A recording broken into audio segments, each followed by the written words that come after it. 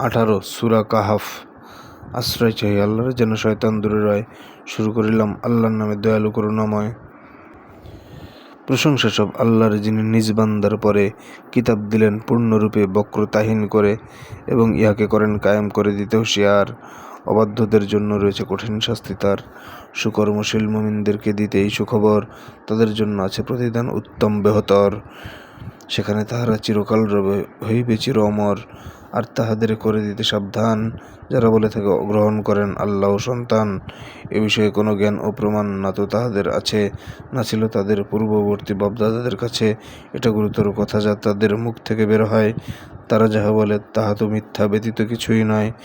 হে নবী, তাহারা এ বাণীর প্রতি না আনে যদি মান, তাদের পেছনে তুমি যেন নাশ করিবে নিজের প্রাণ।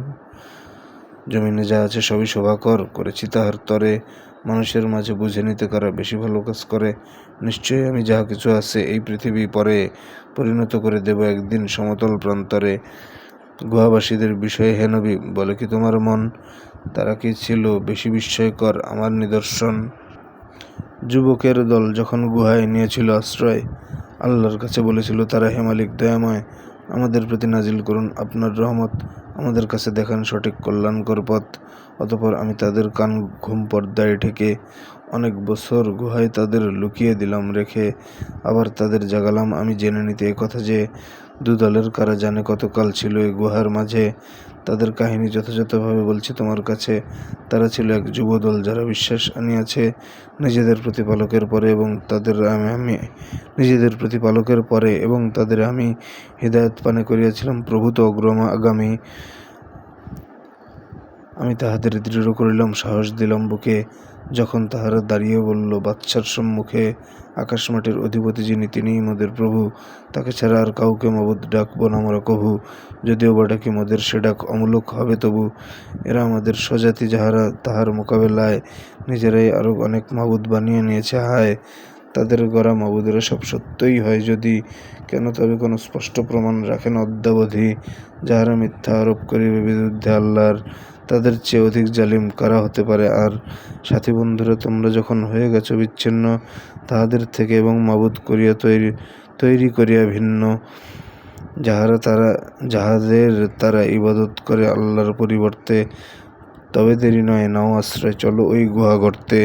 তোমাদের প্রভু তোমাদের প্রতি করিবেন দয়াদান, এবং সহজ করিয়া দিবেন তোমাদের অভিযান। গুহাটি কেমন ছিল হে রাসূল, দিচ্ছি তোমায় বলে।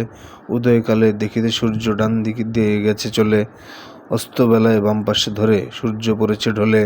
আর সে গুহার প্রশস্ত বুকে নিদ্রিত ছিল তারা। এসব কিছুই আল্লাহ পাকের নিদর্শনের ধারা। আল্লাহ যাকে হেদায়েত দেন সেই হেদায়েত পায়, যাকে পথহারা করে দেন তার থাকে না কোনো সহায়। ভাবতে তাহারা সজাগ, অথচ ঘুমিয়েই ছিল তারা। ডানে বামে পাশ ফিরাচ্ছিলাম আমার হুকুম দ্বারা। তাদের কুকুর দুই পা ছড়িয়ে গুহামুখে ছিল বসে, উকি দিয়ে যদি দেখিতে তাদের দৌড়ে পালাতে কষে। আর ভয় হতে ভীতিগ্রস্ত, ওদিকে যেতে না আরেকবার। এভাবেই আমি তাদের আবার জাগিয়ে দিলাম পরে, যেন তারা ফের একে অন্যকে জিজ্ঞাসাবাদ করে। বলল তাদের একজন, ওহে বলো দেখি, কতদিন তোমরা এভাবে ছিলে গুহায় ঘুমিয়ে সংজ্ঞাহীন? কেউ কেউ বলে একদিন, কিবা তা থেকেও কিছু কম। অন্যরা বলে প্রভুই জানেন ভালো করে একদম। এখন কাউকে নগরে পাঠাও রূপার মুদ্রা দিয়ে, সে দেখুক ভালো খাবার কোথায় রয়েছে আসুক নিয়ে। তাকে বলে দাও সে যেন এ কাজ করে খুব সাবধানে। কেউ যেন কোনোভাবে তোমাদের বিষয়ে কিছু না জানে। এ নগরবাসী তোমাদের খোঁজ পেয়ে যায় যদি, তবে পাথরে মারবে অথবা তাদের ধর্মে ফিরতে হবে। আর তাহলে তোমরা দেখবে না মুখ কখনো সফলতার। মানুষের কাছে তাদের কাহিনী এভাবে জানাই আমি, যাতে তারা জানে আমার ওয়াদা সত্য এবং দামি, যেন জানে কিয়ামত আসবেই, সন্দেহ নাই তাই। তাদের বিষয়ে লোকেরা যখন বিতর্কে লেগে যায়, বলিল কতক তাদের উপর সৌধকরণীর মান। তাদের প্রভুই তাদের বিষয়ে রাখেন অধিক জ্ঞান। যাহাদের মত প্রবল হইল তাহারা বলল, ওরে, তাদের উপর আমরা একটি মসজিদ দেব গড়ে। কতক বলবে তারা ছিল 3, কুকুরটি ছিল 4। কতক বলবে তারা 5 জন, কুকুর ষষ্ঠ। আর এসব কথাই আন্দাজ, শুধু অন্ধকারের ভ্রম। কতক বলবে তারা ছিল 7, কুকুরটি অষ্টম। বলে দাও তুমি, তাদের সংখ্যা জানেন আমার রব। কিছু লোক ছাড়া জানে না কেহই তাদের ব্যাপারে সব। তাদের বিষয়ে করো না তর্ক, সাধারণ কথা ছাড়া জিজ্ঞাসাবাদও করো না কাউকে, কতজন ছিল তারা। কোনো কাজ সম্পর্কে হে নবী আমার আজ্ঞাহীন কখনো বলো না আমি এই কাজ করব আগামী দিন। তবে তুমি বলো আল্লাহ যদি চান তবে তা সঠিক হবে। এবং কখনো ভুলে গেলে নিজ প্রভুকে স্মরণ করো। বলো আশা করি মালিক আমায় দেখাবেন পথ আরও, যা এর চেয়েও সুপথ লাভের অধিক নিকটতর। তাহারা তাদের আশ্রয়ে নেওয়া সেই গুহার ভেতর 300 বছর ছিল, আরও অতিরিক্ত 9 বছর। বলো আল্লাহ জানেন তাহারা কতজন ছিল, আর তারই জানা আছে আকাশ মাটির রহস্য ভাণ্ডার। শ্রবণকারী ও দর্শনকারী তিনি উত্তম কত। তাহাদের কোনো অভিভাবক তো নেই আত্মার মতো, আর নিজ ক্ষমতায় করেন না তিনি কাউকে অংশীদার। তোমার রবের পক্ষ হইতে তোমার নিকট যাহা ওহী ও বার্তা পাঠানো হয়েছে পড়িয়া শোনাও তাহা। কেউ নেই বাণী পরিবর্তন করে দিতে পারে তার। তুমি তাকে ছাড়া আশ্রয়স্থল পাবে না কোথাও। আর ধৈর্যের সাথে থাকো তুমি নবী সেসব লোকের মাঝে, মাওলার সন্তুষ্টি চাইছে যারা সকাল সাজে ইহজীবনের সৌন্দর্যের স্বপ্নিল বাসনায়। তোমার দৃষ্টি তাহাদের হতে সরিয়া যেন না যায়। এমন লোকের কথা মানিবে না আমি, যে লোকের মন আমার স্মরণ হইতে বিমুখ রাখি সর্বক্ষণ, যে লোক আমার নিজ প্রবৃত্তির গোলামিতে মাতোয়ারা, এবং যাহার কার্যকলাপ হয়ে গেছে সীমা ছাড়া। বলো এসে গেছে হক তোমাদের রবের তরফ থেকে। এখন ইচ্ছে কি হবে মুমিন, কুফরিতে থাকবে কে? আমি প্রস্তুত রেখেছি আগুন জন্যে জালিমদের, সে প্রাচীর ঘিরে রাখবে তাদের, পারবে না হতে বের। পানি চেয়ে পাবে তেলের তলানি, ঝলসে দেবে যা মুখ। কত বাজে সেই পানীয় সেখানে, কত না কষ্ট দুঃখ। কিন্তু যাহারা মুমিন এবং সুকর্মশীল হয়, আমি তাহাদের প্রাপ্য বিনাশ করিব না নিশ্চয়। তাদের জন্য আছে চিরকাল থাকিবার উদ্যান, তলদেশে তার ঝর্ণা নহর হইবে প্রবহমান। তাহাদের সেখানে স্বর্ণ কাকনে করা হবে সজ্জিত, সূক্ষ্ম সবুজ রেশমি কাপড় হয়ে তারা পরিহিত। উচ্চ আসনে হেলানে হেলিয়া করিবে অবস্থান, কত সুন্দর আশ্রয় আর উত্তম প্রতিদান। তাদের সেই 2 ব্যক্তির উপমা করো হেদান, যাহাদের একজনকে দিয়েছে আঙুরের দুবাগান। বাগান ঘিরিয়া রাখিয়াছিলাম খেজুর গাছের সারি, শস্যক্ষেত্র বানিয়েছিলাম মাঝখান জুড়ে তারি। উভয় বাগান ফলবান ছিল, কমতি ছিল না তাই। মাঝখানে এক নহর দিলাম, জলধারা বয়ে যায়।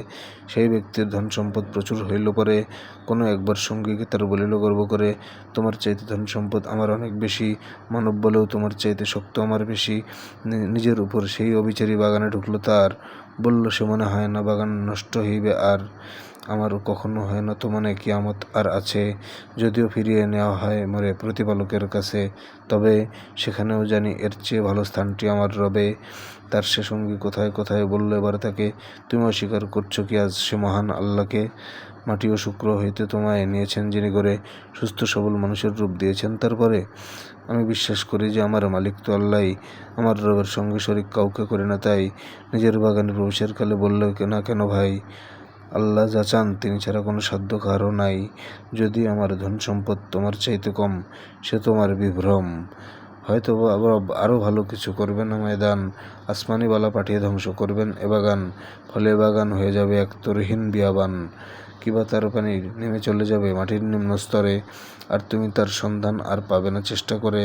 অতঃপর তার সব সম্পদ আজাবে হইল শেষ, যা কিছু বাগানে ব্যয় করেছিল তাহাতে বাড়িল ক্লেশ। সে বলিয়াছিল আফসোস করে তাতে, যদি না শরিক করিতাম আমি কাউকে রবের সাথে। আল্লাহকে ছাড়া পেল না সে কোনো সাহায্যকারী দল, নিজেকে বাঁচাতে ছিল না নিজেরও সামর্থ্য সম্বল। এরূপ সময়ে সহায়ক ক্ষমতা আছে শুধু আল্লাহরই। তিনি তো ভালো পুরস্কার ও পরিণাম দানকারী। তাদের নিকট দুনিয়ার এই উপমা কর পেশ, আকাশের পানি বর্ষিয়ে আমি ফসল ফলাই বেশ, পরে তা চূর্ণ বিচূর্ণ হয়ে বাতাসেই উড়ে যায়। সর্ববিষয়ে পূর্ণ ক্ষমতা আল্লাহর শুধু হায়। পরে তা চূর্ণ বিচূর্ণ হয়ে বাতাসেই উড়ে যায়, সর্ববিষয়ে পূর্ণ ক্ষমতা আল্লাহর শুধু হায়। ইহজীবনের শোভা শুধু এই সম্পদ সন্তান, তবে সৎকাজ উত্তম তাহা কখনো হয় না ম্লান। ইহাই আশার আলো, সওয়াবের দিক থেকেও ইহাই রবের নিকট ভালো। সেদিন যেদিন আমার হুকুমে পর্বত যাবে সরে, তুমি পৃথিবীকে দেখবে তাহা খোলা হয়ে আছে পরে। সেদিন সবার একসাথে জমা করবই আমি, আর কাউকে দেব না ছাড়।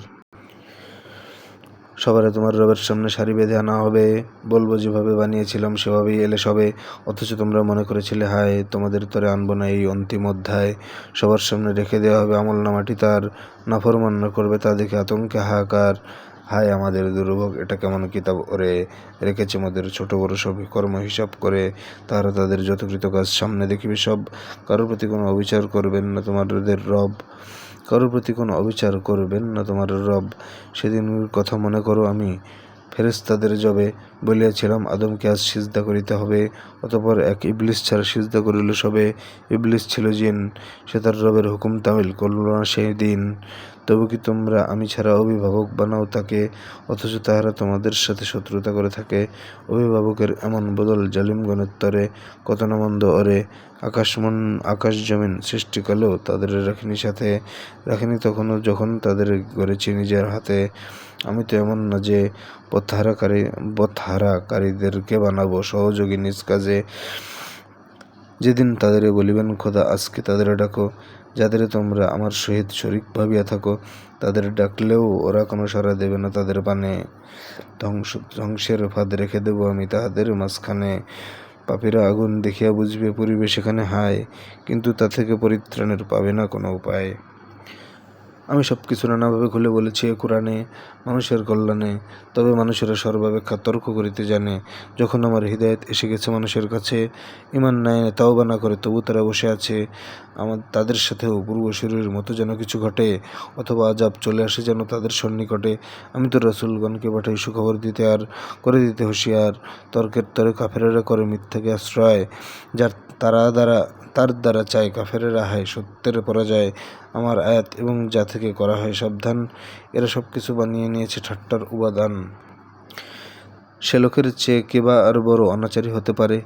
রবের আয়াতসমূহের দ্বারা উপদেশ দিলে যারে, মুখটি ফেরায় আর ভুলে যায় নিজেদের আচরণ। আসলে তাদের অন্তরে আমি ঢালিয়াছি আবরণ, যে কারণে তারা বোঝে না কোরআন। পর্দা দিয়েছি কানে, তুমি ডাকলেও আসবে না তারা কবু হেদায়েত পানে। হে নবী, তোমার রব অতিশয় ক্ষমাশীল দয়াবান। তিনি তাহাদের কর্মের জেরে আটকাতে যদি চান, দ্রুততা পারেন কিছুটা সময়, তবু দিয়েছেন ছাড়। যার পরে তারা কিছুতে বাঁচার সুযোগ পাবে না আর। যাহাদের আগে ধ্বংস করেছি জুলুমের অপরাধে, তাহাদেরকেও সময় বাঁধিয়া দিয়াছিলাম ফাঁদে। মুসা তার অনুসারীকে যখন এই কথা ছিল বলে, যতক্ষণ না পৌঁছাবো দুই সাগর মিলনস্থলে, ততকাল আমি চলতে থাকবো আসবো না আর ফিরে। যুগ যুগ ধরে চলতে থাকবো এই সফর আমার, ততকাল আমি চলতে থাকবো আসবো না ফিরে আর।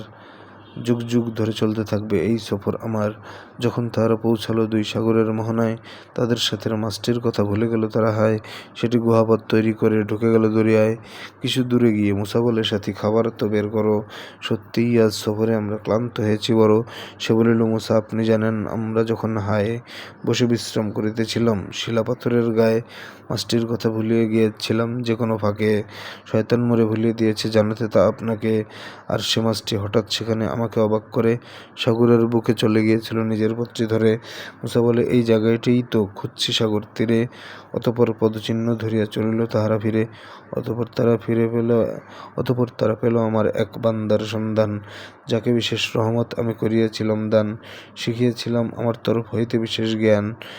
মুসা তাকে বললে, আপনার সাথে আমিও কি যেতে পারি? আপনাকে দেওয়া যত ভালো জ্ঞান শেখাবেন কিছু তারই। সে বলিল, আমি নিশ্চিত জানি আপনি আমার সাথে থাকার এবং চলার ধৈর্য হারাবেন শেষটাতে, এবং আপনি পুরোপুরি অবহিত নন যে বিষয়ে, তাহাতে আপনি থাকবেনই বা কিভাবে ধৈর্য লয়ে। মুসা বলে, ওহে আপনি আমাকে পাবেন ধৈর্যশীল, ইনশা আল্লাহ আপনার কথা করিব না গরমিল। সে বলিল, তাই হোক, তবে যদি আমার সঙ্গে যান, যতক্ষণ না কোনো বিষয়ের ব্যাখ্যা করিব দান, সে পর্যন্ত কিছু জিজ্ঞাসা না করিয়া সে বিষয়ে থাকিবেন চুপ হয়ে। অতঃপর তারা চলিবার পথে এক নৌকায় চড়ে পারাপার শেষে ওই নৌকাটির তলা দিল ফুটা করে। অতঃপর তারা চলিবার পথে এক নৌকায় চড়ে পারাপার শেষে সেই নৌকাটির তলা দিল ফুটা করে। মুসা বলে, ওরে ওরে, এটি ফুটো করে দিলেন যাহাতে যাত্রী ডুবিয়া মরে। করিলেন এই ভয়ানক কাজ আপনি কেমন করে? সে বলিল, আমি বলিনি কি আগে আমার সঙ্গে চলে? আপনি তো পারিবেন না ধৈর্য রাখিতে কোনো কথা না বলে। মুসা বলে, ভুল হয়েছে আমার, আজটুকু দিন ছাড়, দয়া করে হইবেন না কঠোর আমার ব্যাপারে আর। আবার তাহারা চলতে চলতে পথে পেল এক ছেলে, আর তখনই সেই ছেলেটিকে হত্যা করে ফেলে। মূসা বলিল, এক অবুঝ শিশুকে মেরে ফেললেন আজ, সে তো নিষ্পাপ, করেছেন এ যে মহা অন্যায় কাজ। সে বলিল, আমি বলিনি আমার সঙ্গে সফর করে? আপনি তো পারবেন না কিছুতে ধৈর্য রাখিতে ধরে। মূসা বলে, এরপর যদি আমি করি কিছু জিজ্ঞেস, তাহলে আমাকে আপনার সাথে নেবেন না? আর বেশ, আপনার কাছে আমার ওজর এটাই সর্বশেষ। চলতে চলতে পৌঁছালো এক এলাকাবাসীর কাছে। তাহাদের কাছে খাবার চাইল। কিছু কি খাবার আছে? তাহারা তাদের আতিথেয়তায় হইল না সম্মত। তাহারা দেখিল একটি প্রাচীর হয়ে আছে প্রায় নত, সেটি মেরামত করিয়া দিল সে নিজ ইচ্ছায় গিয়ে। মূসা বলে, এটা করা যেত নাকি পারিশ্রমিক নিয়ে? সে বলে, এবার এলো আমাদের পৃথক হওয়ার ক্ষণ। তবে বলে দিই, যাতে আপনার অস্থির ছিল মন, নৌকাটি কিছু গরিব লোকের, যারা সাগরের জেলে। এই নৌকার উছিলায় কিছু রিজিক তাদের মেলে। আমি সেটি ত্রুটিযুক্ত করতে দিয়েছি একটু ফেরে। তা না হলে এক জালিম শাসক নৌকাটি নিত কেড়ে। সেই ছেলেটির পিতামাতা ছিল মুমিন ও নেককার। বড় হয়ে তার পিতামাতাকে সে বানাত গুনাহগার। আল্লাহ তাদের নেক সন্তান দানিবেন, অতঃপর সে হবে অধিক সদাচারী আর পবিত্র সুন্দর। আর সে প্রাচীর, এর নিচে ছিল 2 এতিমের ধন। তাহাদের পিতা ছিল শহরের নেককার একজন। আপনার প্রভু চাইলেন এরা বড় হোক, তারপরে নিজেদের এই লুকায়িত ধন বুঝে নিক বের করে। এসব কিছুই ঘটেছে রবের ইচ্ছা ও রহমতে। আমি এসবের কোনো কিছু ভাই করিনি নিজের হতে। যেসব ব্যাপারে ধৈর্যের ভাত ভাঙিয়াছি আপনার, এ ছিল ব্যাখ্যা তার। তাহারা তোমাকে জুলকারনাইন বিষয়ে প্রশ্ন করে, বলো, আমি তার কিছুটা শোনাব কিতাব হইতে পড়ে। নিশ্চয়ই তাকে পৃথিবীতে করেছিলাম ক্ষমতাবান, জানিয়েছিলাম সকল কিছুর উপায় ও উপাদান। অতঃপর এক পথ ধরে শুরু করল সে অভিযান। আর সে যখন যেতে যেতে গেল দূরের অস্তাচলে, দেখিল সূর্য অস্ত যাচ্ছে কর্দমাক্ত জলে, এবং একটি সম্প্রদায়ের দেখা পেল সেই স্থলে। আমি বললাম, জুলকারনাইন, তাদের শাস্তি দাও, নয়তো তাদের বিষয়ে সদয় আচরণ করে যাও। সে বলিল, যদি আল্লাহর সাথে করে কেউ বাড়াবাড়ি, তবে অচিরেই আমার শাস্তি পাবে সেই পাপাচারী। অতঃপর তাকে পৌঁছানো হবে তাহার রবের কাছে, তিনিও তাহাকে শাস্তি দিবেন, কঠিন শাস্তি আছে। তবে যে ঈমান আনবে এবং হইবে পুণ্যবান, সে পাবে তাহার সৎকর্মের উত্তম প্রতিদান। তাহার বিষয়ে আমিও করব সুন্দর সমাধান। অতঃপর ছুটে চলল সে পথে আরও এক অভিযানে। চলতে চলতে পৌঁছল যখন সূর্যোদয়ের স্থানে, দেখল সে তাহা উদয় হচ্ছে এমন জাতির পরে, তা থেকে বাঁচার কোনো ছায়া আমি দেইনি যাদের তরে। ঘটনা এমনটাই, তাহাদের নিকটে যা কিছু ছিল আমার অজানা নাই। নতুন এক পথ ধরে সে আবার চলল নিজের কাজে। যেতে যেতে শেষে পৌঁছল যখন 2 পাহাড়ের মাঝে, এমন একটি সম্প্রদায়ের সাক্ষাৎ পেল, তথা কিছুতেই পারছিল না বুঝতে যারা তার কোনো কথা। তাহারা বলল, জুলকারনাইন আমাদের এই দেশে ফিতনা ফাসাদ করিয়া বেড়ায়। ইয়াজুজ মাজুজ এসে আমরা কি কিছু কর দেব যার বিনিময়ে ভালো করে আমাদের আর তাদের মাঝে প্রাচীর দেবেন গড়ে? সে বলিল, খোদা যা কিছু আমায় দিয়েছেন তাই ভালো। তোমরা কেবল আমার সঙ্গে শক্তি ও শ্রম ঢালো। তোমাদের মাঝে শক্ত প্রাচীর দেব আমি আজ গড়ে। কাজে লেগে যাও ওরে। তোমরা আমাকে লোহার পিণ্ড এনে দাও স্তরে স্তরে। 2 পাহাড়ের চূড়া বরাবর গেল তা যখন ভরে, বলিল তখন, এবার আগুনের হাওয়া দাও বেশি করে। যখন প্রাচীর পরিণত হলো জ্বলন্ত কয়লাতে, বলল, গলিত তামা নিয়ে এসো, ঢেলে দেব আমি তাতে। অতঃপর তারা কিছুতেই তাহা পারল না তাতে ফুটো কিংবা সুড়ঙ্গ করতেও কোনো মতে। জুলকারনাইন বলিল, এটা তো রবের দয়ার দান, তিনি আবার এটিকে ভাঙিয়া করিবেন খান। যখন আমার রবের ওয়াদা কিয়ামত যাবে এসে, আমার রবের ওয়াদা সত্য, ঘটবেই তাহা শেষে। সেদিন তাদের করে দেব আমি এমন অবস্থা যে, ঢেউয়ের মতন আছড়ে পড়বে একে অন্যের মাঝে, আর সিংহায় দেওয়া হবে ফুঁক। অতঃপর নিশ্চিত আমি তাহাদের সকলের ফের করিব একত্রিত। কাফেরগণের সামনে দোজখ রাখব সেদিন এনে, যারা শুনত না চোখেও যাহারা পর্দা রাখত টেনে। কাফেরগণের সামনে দোজখ রাখব সেদিন এনে, যারা শুনত না চোখেও যাহারা পর্দা রাখত টেনে। এসব নিদর্শনের পরেও ভাবে কি কাফের যারা, আমারই বান্দাদেরে আশ্রয় বানাবে আমাকে ছাড়া? আমিও এরূপ কাফেরগণের আপ্যায়নের তরে কঠিন আযাব সাজিয়ে রেখেছি জাহান্নামের ঘরে। বলে দাও নবী, আমি কি তাহলে বলে দেব তোমাদের সবচেয়ে ক্ষতিগ্রস্ত হয়েছে কাহারা কর্মফেরে? জীবনে যাদের সকল চেষ্টা হারালো সঠিক পথ, অথচ তাহারা মনে করে তারা কর্মে বড়ই সৎ। এরা তারা যারা নিজের রবের আয়াত এবং তার সামনে হাজির হওয়ার বিষয়ে করেছে অস্বীকার, ফলে তাহাদের কর্ম হয়েছে নিষ্ফল মিসমার। তাদের ওজন হবে না গ্রহণ বিচার দিবসে আর। তাহারা কাফির, তাই তো তাদের শাস্তি জাহান্নাম। আয়াত এবং রাসূলে আমার দেয়নি তাহারা দাম। তাহারা কাফির, তাই তো তাদের শাস্তি জাহান্নাম। আয়াত এবং রাসূলে আমার দেয়নি তাহারা দাম। যাহারা ঈমান এনেছে এবং রয়েছে পূর্ণ কাজে, তাহাদের তরে উদ্যান আছে ফেরদাউসের মাঝে। তাহারা সেখানে চিরকাল রবে এবং সেখান থেকে কোনোখানে যেতে চাইবে না আর স্বর্গের সুখ রেখে। বলো হে আমার মালিকের কথা লেখার জন্য যদি কালি হয়ে যায় পৃথিবীর সব সাগর এবং নদী, সে কথা লেখার আগেই সকল সাগর শুকিয়ে যাবে। যদিও বা আরও সাগরকে দেই কালি করে এইভাবে। বলো আমিও তো তোমাদের মতো মানুষই একজন, কিন্তু আমার প্রতি হয়ে থাকে ওহীর অবতরণ। তোমাদের রব একজনই রব, কেউ যদি করে আশা, মালিকের সাথে মিলিয়া পাইবে মালিকের ভালোবাসা। ঈমানের সাথে সে যেন সদাই ভালো কাজ করে আর ইবাদতে কভু কাউকে শরিক না করে সঙ্গে তার।